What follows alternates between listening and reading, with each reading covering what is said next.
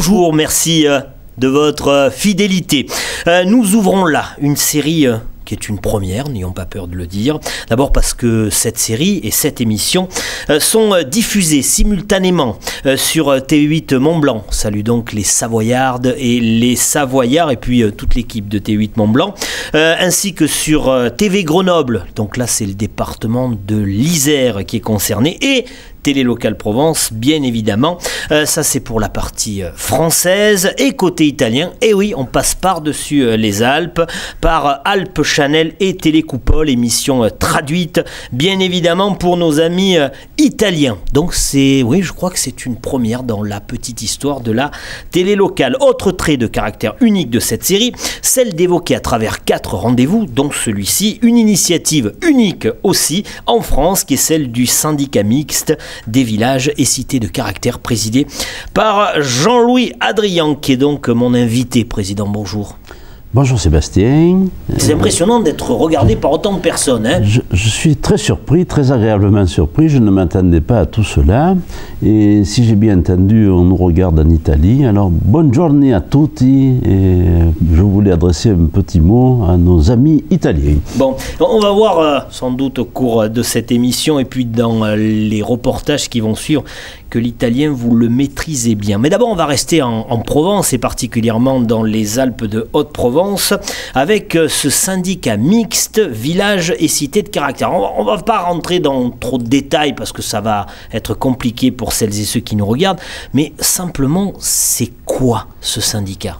Alors Sébastien, ce syndicat est né de la volonté de jolis villages qui disposaient d'un fonds patrimonial intéressant légué par l'histoire, patrimoine qu'il faut absolument sauvegarder pour le laisser aux générations futures, et sans une démarche et une animation voulue, pensée, réfléchie pour créer des effets de lobbying, être reconnu et bénéficier de soutien financier, les budgets des petites communes concernées ne pourraient pas faire face, et ce sont des pans entiers de notre histoire architecturale qui seraient amenés à disparaître. D'une très forte mobilisation, à l'issue d'une participation à un colloque organisé par des Bretons, nous sommes Sébastien en 1987, et une délégation basalpine se rendant pour participer à cette première a été séduite par ce qui avait été inventé en Bretagne. Et j'en veux pour preuve la rapidité. On se plaint toujours du fait que les élus ne réagissent pas vite, mais là on ne pourra pas le dire, car après avoir participé à ces travaux au mois d'avril, 8 communes fondatrices avaient dès le mois de juin, donc en moins de 2 mois, pondu les délibérations concordantes qui voulaient faire naître l'organisme. Donc c'est du jamais vu dans les histoires institutionnelles de notre département tout au moins, sur des sujets un peu anecdotiques. Lorsqu'il s'agit de développement économique, les gens savent réagir vite, mais lorsqu'on parle de patrimoine, de culture, en général, il faut beaucoup plus de temps. Donc c'est vous dire l'intérêt qui a été suscité par la découverte de cette façon d'agir pour sauvegarder le patrimoine, lui donner une nouvelle jeunesse, et ensuite s'en servir comme un atout pour le développement d'activités économiques. Je veux parler du tourisme, bien évidemment. Alors, qu'est-ce que faisaient nos amis bretons et qu'est-ce qui vous a séduit ? Bien, ils ont tout simplement inventé ce concept et il se décline sur un seul mot. Pour ça, on ne va pas encombrer nos auditeurs avec moult commentaires. Mais il faut se doter d'un point de repère, d'une Bible. En l'occurrence, il s'agit d'une charte que nous nous auto-imposons pour donner le fil conducteur de ce qu'il faut à minima exécuter pour pouvoir être reconnu comme démarche intéressante et comme cité répondant aux critères pour pouvoir ensuite dire à la population, qu'il s'agisse de la population villageoise ou les nombreux touristes qui cherchent le développement d'un tourisme culturel de qualité, vous pouvez venir là car il y a une charte qui vous garantit que vous allez trouver ce que vous attendez. Je prendrai volontiers un exemple culinaire. Les labels rouges ont un peu cette vocation et on sait s'en servir. La démarche patrimoniale et le concept cité de caractère veut aller dans ce sens en garantissant qu'une cité qui figure dans ce réseau mérite d'être vue et l'authenticité qui va en découler, les efforts qui sont faits pour la mettre en valeur méritent le détour. Alors, magie de la télévision, Président, pendant que vous parliez, eh bien, téléspectatrices et téléspectateurs ont pu admirer quelques images de ces 12 villages et cités de caractère dans les Alpes de Haute-Provence. On y reviendra d'ailleurs. Ce qui est unique, bon, je disais tout à l'heure, initiative unique, pas tout à fait, puisque les Bretons ont commencé. Ce qui est unique, c'est votre constitution en syndicat. Absolument. Nous avons débordé le stade associatif, car comme tout le monde, nous sommes nés au travers d'une simple association, loi 1901, mais très rapidement, on a voulu développer des concepts et être innovants, parce que c'est bien beau de s'imprégner des bonnes idées des voisins et de créer des liens très amicaux, des quasi-jumelages. Nous y reviendrons au fil de cet entretien, Sébastien. Mais au-delà de ce concept, il faut l'améliorer. Et nous avons donc voulu investir des financements publics à destination des espaces des particuliers et nous intervenons donc pour aider les gens à embellir l'extérieur de leurs habitations. Partant de là, nous allions apporter des deniers publics à des particuliers et une association ne peut pas manipuler de deniers publics. Donc l'équation était vite réglée, il fallait créer un syndicat pour devenir puissance publique et avoir des comptes gérés par un percepteur. En l'occurrence, il s'agit du payeur départemental, qui en ce moment est une dame, Madame Renaud, que je salue.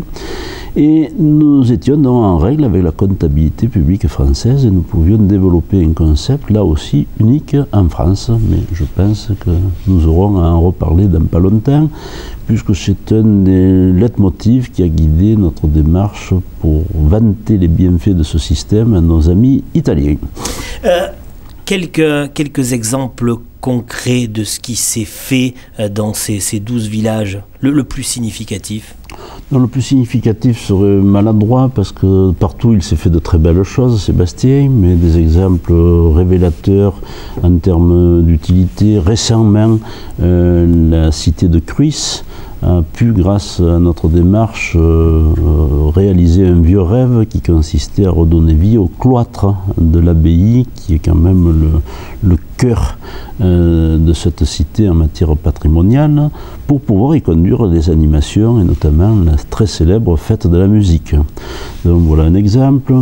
Vous avez un autre qui me tient beaucoup à cœur parce que j'y habite, c'est à Simiane-la-Rotonde, où pour donner un lien entre le bâti, le monument historique Rotonde, site prestigieux s'il en est, et l'activité économique qui est née à l'intérieur de son château, consistant à prodiguer les bienfaits de l'aromathérapie, il fallait créer un lien au niveau d'une cour qui était délabrée en parfait mauvais état, et l'idée de créer un jardin didactique où les plantes aromatiques qui poussent dans nos garrigues seraient présentées au public dans un contexte de jardin médiéval nous a paru intéressant, mais là aussi il manquait le nerf de la guerre.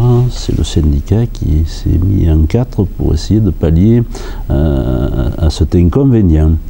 Donc nous avons toute une série d'actions, il serait trop fastidieux que de ne les citer, mais je ne voudrais surtout pas oublier que nous avons pu exaucer le rêve des moustiriennes et des moustiriens de pouvoir disposer d'un vrai musée de la faïence, car là aussi depuis 20 ans tout le monde en parlait, encore fallait-il le faire, mais c'est fait, Sébastien, le musée de la faïence est aussi une réalité. De toute façon, tout cela est un peu résumé dans un fascicule qu'on peut se procurer, Village et Cité de caractère, une parution. Absolument. Donc il y a une brochure, alors je vais rassurer là aussi nos amis italiens, elle existe, elle est traduite en italien et à la disposition de toutes les personnes qui le souhaiteront dans les points d'accueil touristique et dans les musées et les points de contact culturels dont nous parlerons tout à l'heure, qu'il s'agisse de la filature de Caraglio, qu'il s'agisse du château de Roccolo, du fort de Vinadio, etc. etc. On l'a vu à l'écran, cette brochure, ce fascicule. Alors, c'est là où les choses vont intéresser un peu plus nos Italiennes et nos Italiens qui nous regardent, c'est que cette initiative a fait en quelque sorte école, Jean-Louis Adrien. Alors, Sébastien, nous avons eu la chance et l'opportunité de pouvoir candidater, parce que des fois il faut inventer des mots, n'est-ce pas? Je l'ai appris en tout cas. Nous avons donc pu déposer notre candidature pour bénéficier d'un financement européen.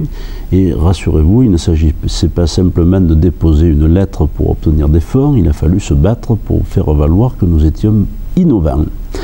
Donc l'Union européenne a bâti un programme extraordinaire qui s'appelle le programme Alcotra, Alpes par-delà les frontières entre la France et l'Italie, et sur un support de fonds FEDER qu'anime le programme Interreg, pour que tout le monde comprenne de part et d'autre des frontières, vous l'aurez compris, il s'agit interrégional, qui vise à gommer la présence et les méfaits des frontières qui, au fil des siècles, avaient fini par faire en sorte que les habitants, tout proches pourtant, ne se rencontraient plus. Je vous citerai volontiers mon exemple. Avant l'existence de ces programmes, je n'étais jamais allé à Cuneo, Sébastien. Et notre président du Conseil général ne connaissait pas son homologue, vice-versa. Donc l'Europe indiquant que si de part et d'autre des frontières, des initiatives visant à obtenir les mêmes résultats se développaient, des crédits européens seraient mis à disposition pour faciliter les rencontres, mais faciliter également le développement des produits, qu'il s'agisse de produits économiques, de produits touristiques, produits culturels. Et notre département s'est inscrit dans cette voie. Le syndicat des cités de caractère a pris sa part dans la démarche et nous avons offert aux Italiens, tout simplement, de leur faire bénéficier de ce que nous avions appris nous-mêmes 20 ans plus tôt quand nous étions allés rencontrer les élus de Bretagne. À savoir, un certain savoir-faire pour valoriser le patrimoine me paraît être une réalité. Comment nous l'animons pour le faire vivre et qu'est-ce que l'on peut en faire pour ensuite bien accueillir des touristes, pour valoriser une économie locale qui en a bien besoin. Tel était l'enjeu. Et nous avons trouvé des partenaires en Italie, qu'il s'agisse des élus de la communauté montane de la Valestura, la vallée qui part du col de l'Arche pour rejoindre Cuneo, ou la zone beaucoup plus caractéristique du Roero, toute la périphérie sur la rive gauche du fleuve Tanaro qui traverse la bonne ville de Albin, capitale mondiale de la truffe blanche, mon cher Sébastien. Voilà là tout un programme. Mais rassurez-vous, nous ne nous intéressions qu'aux vieilles pierres, et en l'occurrence là-bas des vieilles briques, car les terres sont tellement riches qu'on n'arrive pas à trouver de la pierre, et c'est une technique architecturale à base de briques cuites, rouges, qui caractérise l'architecture de cette zone. Donc voilà le défi, comment expliquer à nos amis italiens de la province de Cuneo qu'on pouvait dégager des motivations et des moyens financiers pour sauvegarder le patrimoine, car il en a aussi bien besoin côté italien, mais le valoriser, le sauver pour le plaisir de le sauver ne serait pas une bonne vue de la situation si on ne lui donne pas une perspective pour l'animer et s'en servir ensuite pour permettre à des touristes demandeurs de ce type de produit de venir le découvrir. Voilà le challenge que nous avons à faire à l'Union européenne, et c'est un plan intégré transfrontalier qui est venu couronner tout cela. Je saluerai la sagacité du président du Conseil général, M. Jean-Louis Bianco, et là c'est ma casquette de vice-président de cette institution en charge des crédits européens. J'avais oublié de préciser ça, mais ce n'est pas Jean-Louis. Ce n'est pas grave, Sébastien, qui m'autorise à le dire. Nous avons bien fait de lancer une démarche qui permette de réétoffer un partenariat avec un bassin de proximité, qu'on le veuille ou non. Nous sommes à 4 heures de route, presque moins loin que Montpellier, pas plus loin que Nice en tout cas, beaucoup moins loin que Paris et les régions bordelaises. Et à cause de l'existence des frontières, nous ne nous voyons plus. Donc l'Union européenne aura réussi ce challenge sur cette zone transfrontalière Alpes de Haute-Provence, province de Cuneo, car vous l'avez vu dans la presse ces derniers temps, les échanges ont été nombreux et de qualité. Ça a donné lieu à beaucoup de séjours des uns chez les autres. Mais qu'il s'agisse d'agriculteurs qui allaient chercher des renseignements sur la façon dont on commercialise les produits typiques en Italie, ou l'accueil d'agriculteurs italiens pour découvrir nos maisons de produits de pays, que ce soit nos petits adolescents des collèges qui ont pu améliorer leur contact avec des correspondants grâce à ces initiatives communautaires, que ce soit le patrimoine, que ce soit la culture récemment avec la mise en place et la présentation d'une œuvre conçue par un petit basalpin grâce à ses crédits pour mettre en valeur les œuvres de Jean Giodo.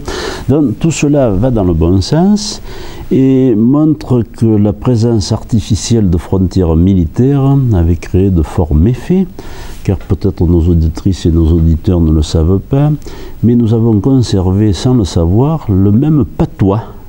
Nous parlons le même provençal de part et d'autre de cette frontière, dont Dieu sait si les échanges devaient être nombreux et constructifs, voilà quelques centaines d'années en arrière, et la présence arbitraire de nos guerres, surtout napoléoniennes et toutes celles qui auront suivi, ont créé un casus belli qui fait que plus personne ne voyait personne, et nous avions perdu l'habitude de nous voir.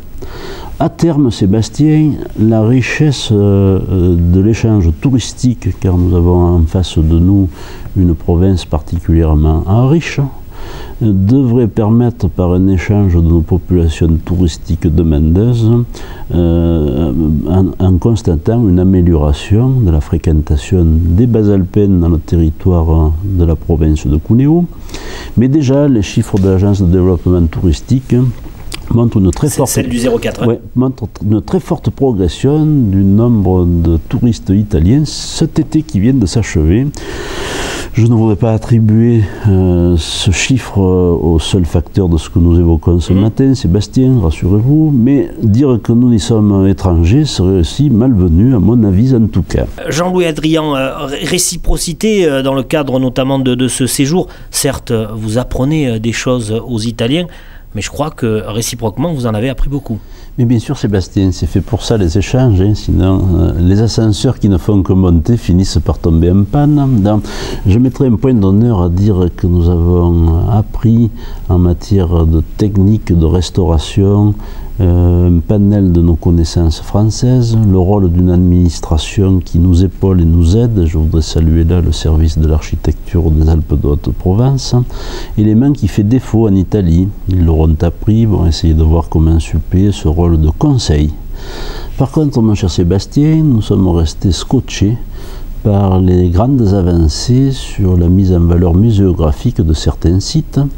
Et comme vous avez pu le voir vous-même lorsque vous étiez parmi nous, et les prises de vue vont l'illustrer, la muséographie est telle qu'elle est développée dans le fort de Vinadio, au bout de la vallée Stura, fort qui se voulait par définition être un élément de la guerre, et qui abrite désormais une exposition qui s'appelle Montagno in Movimento et qui se veut être le centre ethnologique de tout ce qui peut se faire dans la vie de la vallée, dans le fil du temps et dans les siècles qui se sont passés en matière de tradition. Et un musée interactif dans un fort militaire désaffecté crée des effets éblouissants. Nous n'aurions pas imaginé pouvoir découvrir une telle mise en scène. Donc ce sont des fontaines d'images qui coulent sur les murs. Ce sont des paniers en osier qui accueillent des écrans de télévision qui permettent de voir les images des gestes d'autrefois qui se développent sous vos yeux. Éblouissant. Mais nous avons ensuite découvert le musée du vin de Barolo. Alors des musées du vin, il y en a partout dans le monde entier, mais un musée interactif qui permet de rentrer sous terre, de découvrir ce que sont les bouteilles, de savoir ce qu'on va découvrir en termes de terroir, de géologie, mais de manière très didactique dans le cheminement d'un processus qui finira par une dégustation de ces précieux nectars, et là aussi très impressionnant. Mais ce n'est rien à côté de la mise en valeur d'un château typique qui s'appelle le château de Roccolo, dont vous êtes en train de voir quelques images en ce moment. Château baroque silanais, qui a été sauvé grâce à l'existence de nos échanges basalpins, province de Cuneo, car nous sommes dans la génération des crédits Interreg 2. Et tout jeune élu, avec le président Bianco, nous transportant en l'an 1999 pour contempler des ruines. Nous voyons aujourd'hui tous les travaux qui ont pu être réalisés pour là aussi accueillir de la muséographie, qu'il s'agisse d'art contemporain, bien souvent, mais retraçant les valeurs et les mérites de l'histoire de l'art dans la zone du bassin de Cuneo, au travers soit de ce château de Roccolo, soit d'une filature qui se trouve basée à Caraglio, et qui est le 4e centre d'intérêt touristique en nombre de visiteurs de la région Piémont, avec plus de 80 000 visiteurs par an qui le parcourent. Donc là, nous avons appris un savoir-faire, nous sommes demandeurs et des échanges se poursuivront pour que nous puissions, pourquoi pas, c'est un rêve mais il ne demande qu'à être réalisé, trouver un moyen de faire tourner ces expositions et pouvoir en bénéficier sur notre territoire. Président, on va s'arrêter sur quelques échanges et quelques visites.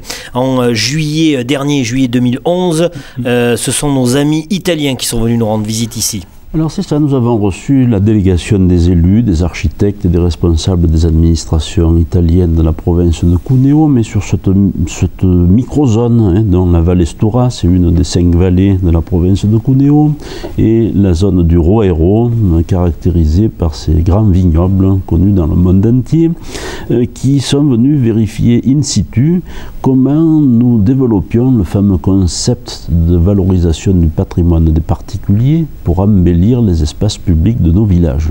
Alors ça peut paraître anachronique, mais les villages, à l'exception de la place de l'église ou de je ne sais quel monument qui va accueillir le clocher et une autre caractéristique d'un monument historique, ce sont les maisons des habitants qui composent les rues de ces villages. Et si personne ne donne le là pour donner une amélioration visuelle et esthétique du confort extérieur de ces habitations, on offre souvent un spectacle pitoyable de maisons mal ravalées, qui sont en train de se décrépir, où les couleurs passent, où les huisseries et les menuiseries ne sont pas de bon ton. Donc nous avons inventé, Sébastien, une politique d'aide publique pour permettre aux particuliers habitant dans ces villages et dans ces cités de bénéficier de subventions, de crédits, pour pouvoir améliorer l'aspect esthétique des habitations. Eh bien, vous le croirez ou non, ça marche. Les statistiques sont là pour parler, je ne vous abreuverai pas de chiffres, rassurez-vous ce matin, mais le bilan restitué lors d'un colloque le 6 octobre dernier, nous y reviendrons, j'en suis certain, démontre que dans la dernière décennie, tenez-vous bien, 7,5 millions d'euros, 7,5 millions d'euros ont été investis dans ces 12 petites cités par les particuliers pour reprendre l'aspect extérieur de leurs habitations. Et cet argent va à des entreprises locales? Donc il va sans dire que quand on refait des volets, et là bien entendu il faut faire des volets artisanaux, on ne peut pas acheter des volets à la paire car ils ne seraient pas éligibles en termes de nomenclature par rapport aux exigences que nous demandons au service de l'architecture départementale qui préconisent les travaux dans les zones de protection des monuments historiques et vont contrôler à notre demande la bonne exécution avec le respect des prescriptions qui ont été émises pour bénéficier de l'aide. Donc je reprends le fil de la réponse.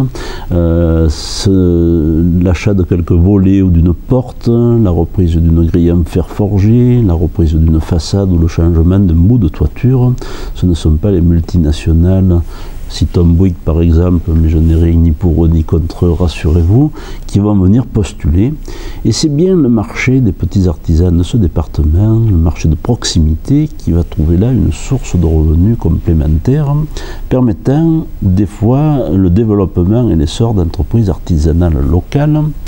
C'est en tout cas le témoignage qu'a rendu le président de la Chambre des métiers lors du colloque que je viens de citer, et en soulignant toute l'importance de la démarche que nous conduisons pour ces ressortissants, mais donc pour l'économie départementale. Donc je vous présentais cette originalité, les opérations façade et l'aspect extérieur des habitations, qui est un peu la marque de fabrique des Alpes de Haute-Provence. Nous sommes en pointe sur ce domaine, et il serait bon de le rappeler, qui a permis d'intéresser nos amis italiens, qui eux aussi ont des difficultés pour valoriser et embellir l'aspect des maisons des particuliers. En Italie, il y a aussi des plans qui permettent d'améliorer le confort intérieur des habitations. Vous pouvez refaire votre salle de bain et obtenir des aides, vous pouvez changer le chauffage, mais il n'y a pas d'aide pour faire beau à l'extérieur. Donc c'est cette niche et ce segment que nous avons décidé d'occuper. Et ce phénomène interpelle, intéresse. Et donc un séminaire complet s'est tenu en juillet dernier pour que nos amis italiens découvrent cela. Mais ça leur a permis aussi, et c'est dans le droit fil de nos échanges, de découvrir comment nous valorisions le patrimoine public, lui. Et ce sont les chantiers pilotes dont nous allons parler tout à l'heure, qui ont donc pu être présentés dans leur phase finie, puisque depuis 2 ans que ce plan dure, nos communes ont pu réaliser leur chantier pilote. Il y en a combien à peu près? Nous en avons 12 communes. 12 chantiers pilotes. Un chantier pilote dans chacune d'entre elles, au moins l'équité est respectée, et chacune ayant une spécificité. Certaines ont travaillé du pavement de sol, par dallage, d'autres ont rajouté un élément de valorisation dans leur patrimoine. Ça peut être un théâtre de verdure, ça peut être la cour du cloître, ça peut être une place de village. Nous ne rentrons pas dans ces détails, mais nous avons donc pu offrir une facette, une typologie de tout ce qui peut se faire en amélioration de patrimoine. Et je voudrais rajouter ce deuxième chiffre, et ce sera le dernier. Le colloque a mis en avant qu'en plus des 7,5 millions investis par les habitants des villages grâce à l'existence de ces aides, les communes, quant à elles, ont abondé de 15 millions d'euros de travaux sur les espaces publics sur cette décennie. Et la seule durée du plan intégré transfrontalier, chacun des chantiers pilotes étant à valoriser sur une base de 100 000 euros par commune, je vous laisse le soin de calculer, 1,2 million supplémentaires d'investissements qui là aussi ont bénéficié aux entreprises locales, ont pu être investis. Ce qui nous porte, Sébastien, à une somme de 24,5 millions investis en 10 ans dans des communes de moins de 2000 habitants, et il n'y en a que 12. Donc rendez-vous compte l'effet de levier que nous représentons, et cette phrase vise à démystifier le côté un peu anecdotique, quelquefois marginal, que l'on veut donner à cette institution que sont les villages et cités de caractère. Nous pesons dans l'économie locale sans que l'on s'en rende compte. Faire beau, voilà, et faire beau pour faire vivre des gens grâce à cela, c'est un slogan merveilleux. Je voudrais me l'approprier, si vous le permettez, Sébastien. Allez-y, rappelez-le. Faire beau en faisant travailler et vivre le pays. Voilà, allons-y pour ça. Bon, ça on va le retenir. On reviendra sur ce colloque qui sera le sujet du dernier rendez-vous de cette série. Un rendez-vous par mois, je ne l'ai pas précisé, ou si je l'ai fait, je le reprécise là. Mais ils vont s'impatienter, les auditeurs, Sébastien. Non, ils suivent ça, on le rappelle, c'est unique en France, ce syndicat mixte village et cité de caractère. Alors, dernièrement, vous êtes allé, une délégation, il y avait des élus, il y avait des artisans, il y avait des architectes, une délégation est allée dans le Piémont. Tout à fait, donc très hétéroclite, et c'est ce que nous voulions. Donc, souvent, une délégation est composée d'une élite, ou de gens qui veulent se faire appeler élite. Non, nous sommes très démocratiques et nous souhaitions que tous les acteurs des filières du patrimoine soient présents. Donc, il y avait des acteurs du monde culturel, mais nous avions la chance et le grand bonheur d'avoir avec nous les gens qui mettent en œuvre toute cette démarche. Je veux parler des artisans maçons. Oui, mon cher Sébastien, au-delà et en accompagnant des architectes qui conçoivent, nous avions les gens qui interviennent et qui réalisent grâce à leurs mains et à leur savoir-faire ce que nous souhaitons tous, embellir nos cités. À côté, bien évidemment, des administrations qui nous soutiennent, du Conseil général et des élus qui composent le syndicat des cités de caractère. Et nous allions donc rendre compte et restituer le fruit de ces 2 années d'échange qui va donner lieu sur un plan technique de construction à l'édition d'un guide des bonnes pratiques de réhabilitation du patrimoine. Document qui est réalisé en concours avec le service départemental de l'architecture, que nous appelons communément les Bâtiments de France, en partenariat avec le puissant ordre des architectes de la province de Cuneo. Et c'est pas un mince mot quand vous dites puissant, hein. Ils sont combien? C'est un mot très important. Donc 1200 architectes sont regroupés au sein de cette institution qui fêtait d'ailleurs à l'occasion de notre séjour, mais je crois et j'espère que ce n'était pas parce que nous étions là, c'est 40 ans, donc un tout jeune organisme très puissant qui œuvrera donc pour expliciter au travers de fiches typiques pour la partie italienne les caractéristiques de la sauvegarde du patrimoine. J'y faisais un peu allusion tout à l'heure, l'usage de la brique rouge, une brique spécifique et spéciale qui met en valeur quand même la plupart des monuments italiens. Alors, qu'est-ce que vous avez fait là-bas avec cette délégation? Qu'est-ce que vous êtes allé visiter? Alors, le fil conducteur visait à restituer pour nos amis italiens et en partenariat avec l'Ordre des architectes ce guide des bonnes pratiques, comment nos matières grises et comment les personnes qui contrôlent la qualité du patrimoine avaient appris à travailler ensemble. Nous avons pu mettre en avant toute une série de similitudes sur la façon dont on gère les colorations des habitations extérieures, l'utilisation de certains ocres, comment la chaux, matériau qui a tendance à disparaître dans nos constructions et on ne peut que le regretter, pouvait retrouver sa place en termes de qualité, de confort de matériaux pour la sécurité des habitations et le côté sanitaire que cela peut procurer. Car les ciments, petite anecdote, empêchent les échanges d'air et d'humidité, alors que la chaux favorise sa diffusion et permet donc d'avoir un habitat beaucoup plus sain. Nous n'en sommes pas là, rassurez-vous. Dans le point fort d'une des journées était la restitution de ces échanges, permettant à nos amis artisans maçons de comparer avec leurs homologues comment l'utilisation de tous ces matériaux dont on est en train de perdre la trace pouvait être réintroduit dans nos techniques de construction. Je pense que nous allons y arriver, c'est un signal encourageant en tout cas. Mais au-delà, notre mission se voulait aussi pour restituer le fruit de notre approche pionnière grâce à l'existence de ce programme européen sur l'animation du patrimoine. Et je m'en explique, sauver le patrimoine, c'est déjà quelque chose de formidable, bien, oui. Formidable même, d'en faire beau, Sébastien, hein, faire beau et faire vivre des gens, c'est extraordinaire. Hein. Mais si de surcroît ce patrimoine vit une animation, s'il y a des éléments qui lui permettent de donner de la vie lorsque l'embellissement a été effectué, nous avons conjugué le phénomène pour pouvoir s'appeler patrimoine vivant et nous commençons à être intéressants autant pour les habitants de la cité qui vont pouvoir se réapproprier grâce à ces animations leur patrimoine, se rendre compte qu'ils habitent dans des endroits de prestige. Car bien souvent, quand on habite dans un endroit magnifique, on finit par ne plus s'en apercevoir. Ou on ne le sait même pas au début. Dans l'animation, on va permettre ce contact, cette réappropriation. Mais nous venons de faire naître, mon cher Sébastien, un produit touristique. Et produit touristique, autant nous faisions vivre nos artisans grâce aux travaux que nous pouvions susciter, autant lorsque des touristes nous font l'honneur de nous rendre visite, nous avons toute l'industrie de bouche qui se met en œuvre et c'est l'accueil hôtelier, la restauration, tout ce qui peut être élément à récupérer en termes de savoir-faire local, qu'il s'agisse de produits agroalimentaires, qu'il s'agisse des métiers d'art, nos artistes, des céramistes nombreux et abondants dans la zone, des peintres, vont retrouver forcément leur bonheur par la venue et la fréquentation touristique.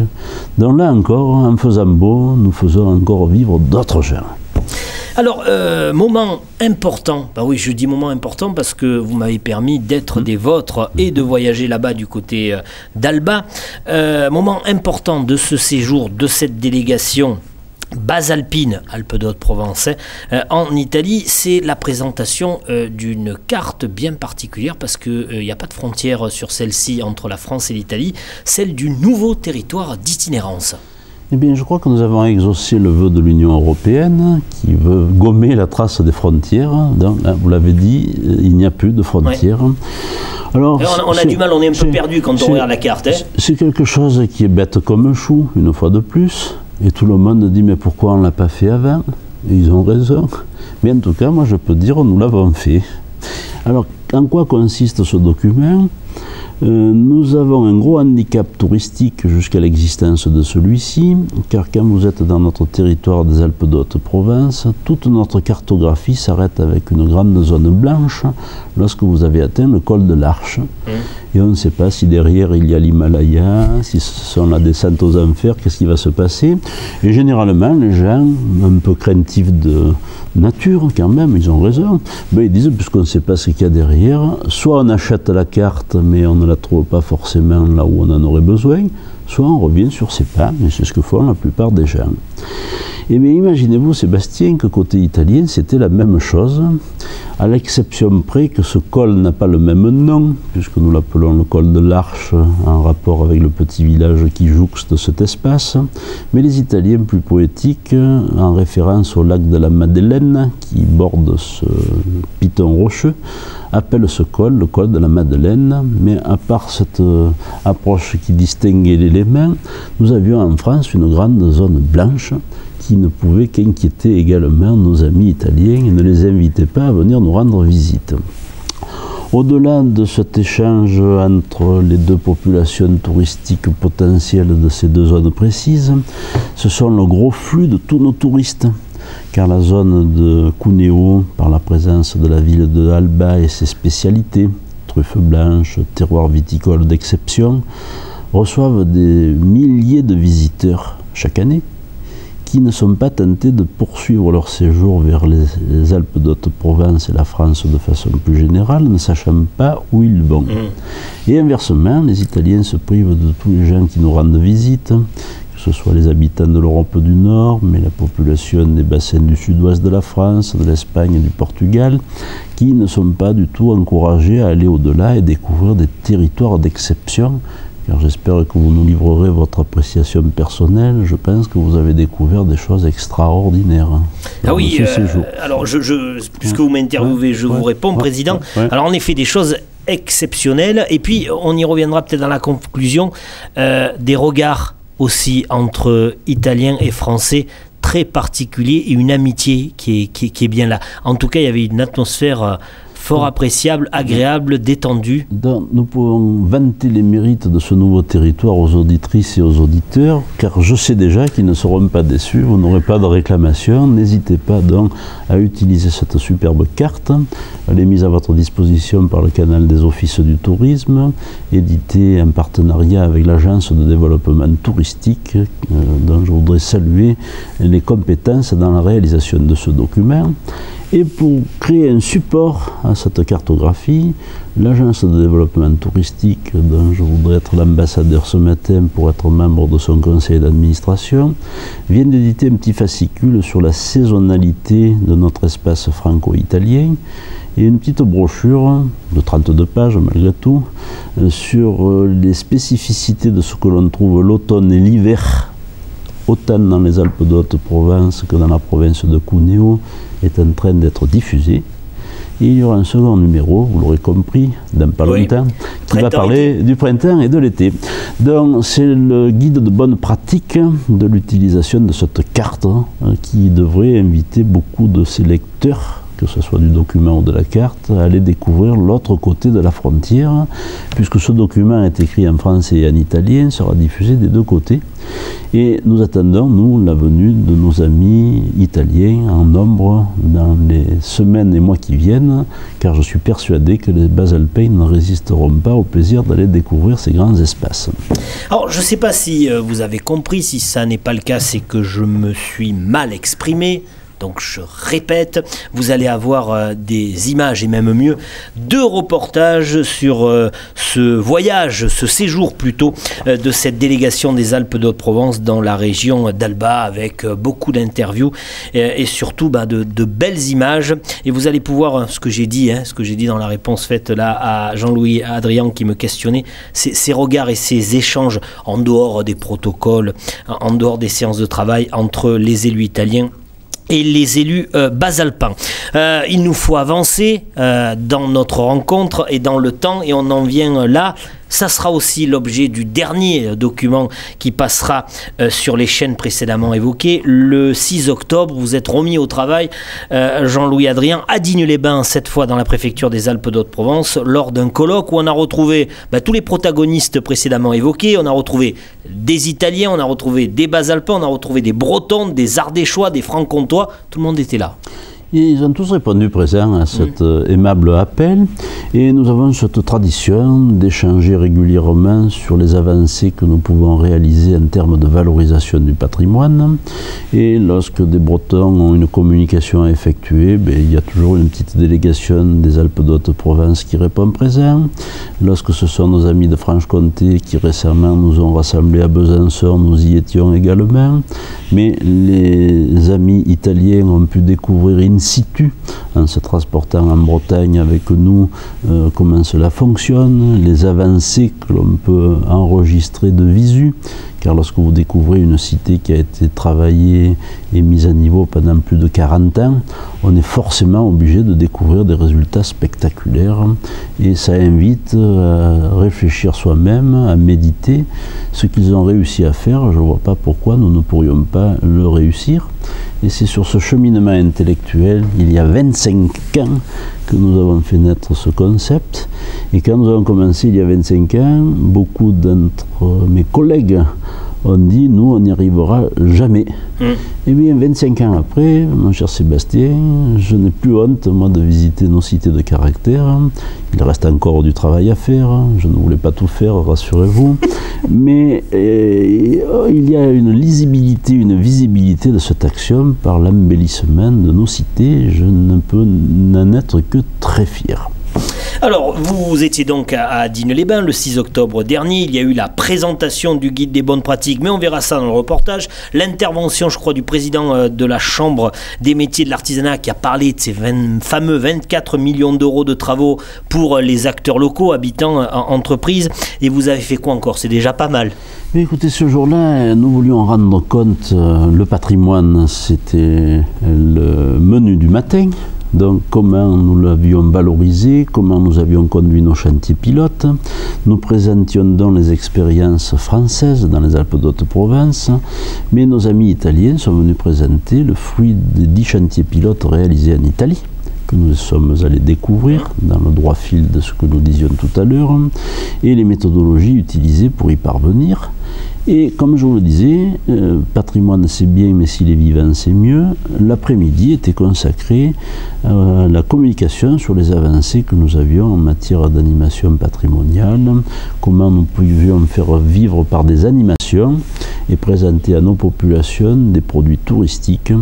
Alors nous aurons eu, soyons concrets, des fêtes médiévales, parce que ces cités s'y prêtent bien. C'est le cas d'Entrevaux, de Colmar, de Simiane-la-Rotonde, mais d'autres beaucoup plus pointus sur le segment musical, avec là aussi les riches heures de la Rotonde, mais la fête départementale de la musique de Cruis, qui avait une connotation franco-italienne, rappelez-vous, dont nous avons ensuite, par rapport à des typicités locales, une mise en valeur de l'escalade, pas de l'alpinisme, mais de l'escalade dans la bonne cité de Hanote, puisque les falaises de Grès s'y prêtent.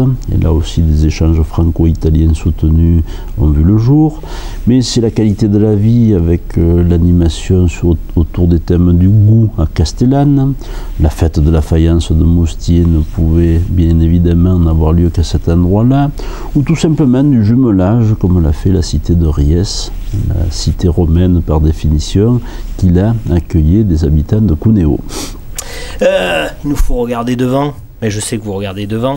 2012 sera une année, président, de promotion. Voilà, alors tout ce travail est à peu près terminé au sens de ce que nous devions restituer à l'Union européenne, car il convient quand même à ce stade de saluer cette initiative. Je tenais moi à remercier chaleureusement les responsables qui ont bâti ces programmes, qui ont permis de mettre à disposition des acteurs locaux que nous sommes les précieux crédits, car par les temps qui courent, trouver des financements publics sont rares. Et je voudrais même apporter un commentaire en disant: pour une fois que l'Europe fait quelque chose de bien, il faut le dire, donc les initiatives Interreg visant à gommer les méfaits des frontières auront fonctionné pleinement sur notre zone, et nous ne pouvons donc être que très fiers de rendre des comptes positifs aux gens qui nous ont servi de mécènes dans la démarche. Donc le patrimoine est réhabilité, des chantiers pilotes vont pouvoir être vus, mais dans leur contexte achevé. Un jeu d'animation existe. Le plan intégré transfrontalier visait à promouvoir le développement des randonnées qui permettent de découvrir tout cela à un rythme et à une cadence sereine et tranquille, tandis que le monde agricole vantait les mérites des produits agricoles de qualité. Donc, nous avons tous les ingrédients qui viennent de faire naître le nouveau territoire d'itinérance. Nous avons cette belle carte qui recoupe les provinces de Cuneo et le département des Alpes de Haute-Provence.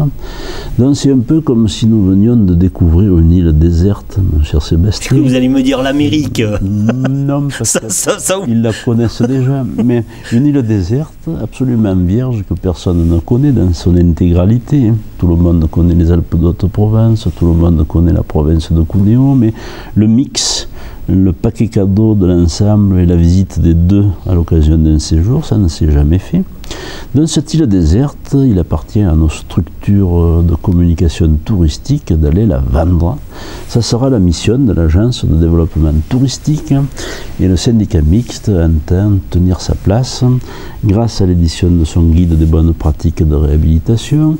Mais pour la circonstance, nous allons réaliser un petit opuscule qui, pour la première fois, là aussi, et grâce au financement européen, va permettre d'avoir dans un même document la présentation de nos 12 cités de caractère, à côté de 12 cités caractéristiques de la zone de Cuneo, qui ont également servi à bâtir les chantiers pilotes, mais nous y découvrirons aussi tout ce qui peut permettre de voir l'animation fabuleuse que ça va mettre en place nos partenaires italiens. Et je pense tout particulièrement à une structure porteuse qui est l'association culturelle Marco Valdo, et qui, dans son petit espace de la province de Cuneo, et par le fruit d'un travail remarquable que conduit son président directeur général, M. Fabrizio Pellegrino, occupe la 4e place des sites visités dans la région Piémont. Donc ce n'est pas peu dire à ce niveau-là, mon cher Sébastien.